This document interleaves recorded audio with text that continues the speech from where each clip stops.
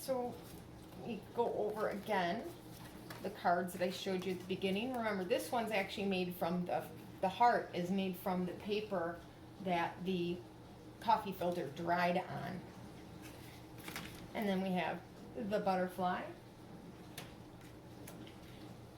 You're probably wondering, wait a minute, I don't understand. This whole thing was supposed to be about texture, and I'm doing tie-dye, and I'm using coffee filters and different kinds of markers and learning about crazy things like serendipity, which is a word I don't even know how to spell.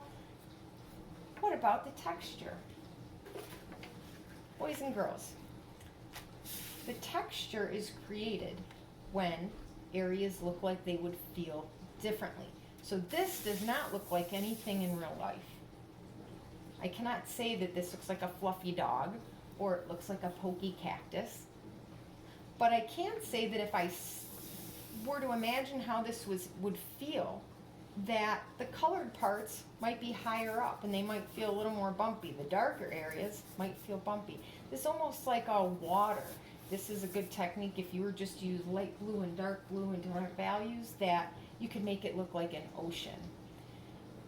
So implied texture doesn't have to be something from real life. Those were the examples I had used the fake wood versus the real wood.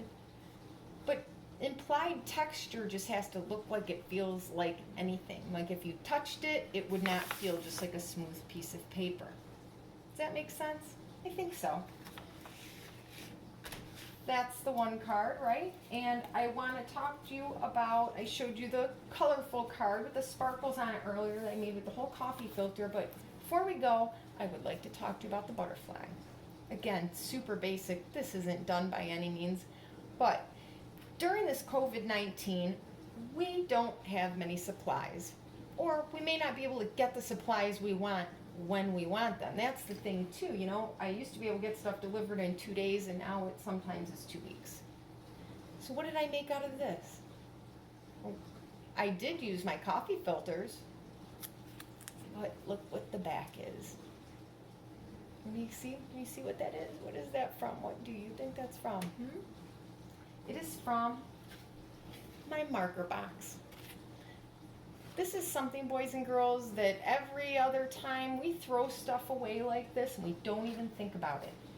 I actually have a box here. You might want to get a box or a bag and start collecting things that usually you might have just thrown out or wasted.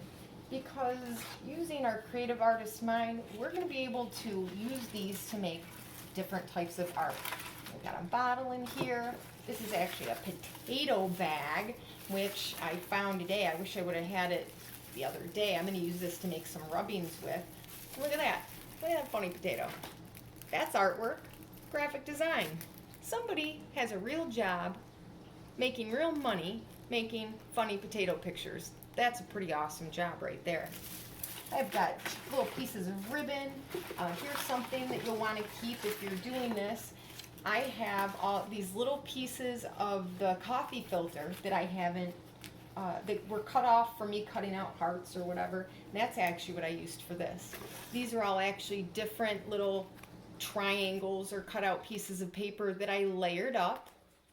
So I glued it down, layered it up. And then what I actually did is I put a very thin coat of glue over the entire thing. Clear Elmer's glue. You could use white Elmer's glue. It has to be thin. And so if you were to feel this, to feel the real texture of this in real life, you could feel that coating. It's actually very smooth because of it. Then I've got all kinds of stuff in here.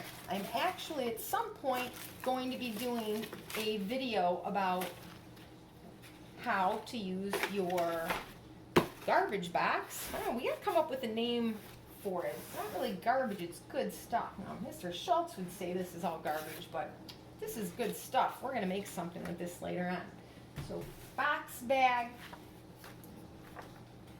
Not only are we recycling, but we're not being wasteful. And maybe we got in the habit of being too wasteful the last few years, just throwing things away. I'm gonna show you this real quick. That's the paper, right? Watch, I'm gonna do. Fold it over. If you are younger, you may need some help with this. I think you can handle it. These scissors are a little too small. I don't like them. Perfect. You fold it like this, or fold it like this, even better. Draw a design on there, and then when I give it to somebody special, then they get the really awesome design like that in the front. And then we're still left with this, which is gonna go right in our junk box over there, which we still need a better name for. Give me your ideas. Right? Have fun with texture, boys and girls. I cannot wait to see what you're doing. I cannot wait to see the artwork that you're gonna make. It's gonna be great.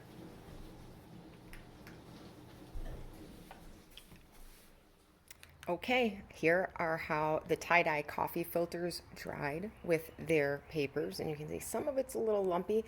The coffee filters, though, actually come out really pretty flat once they dry. If not, you can iron them.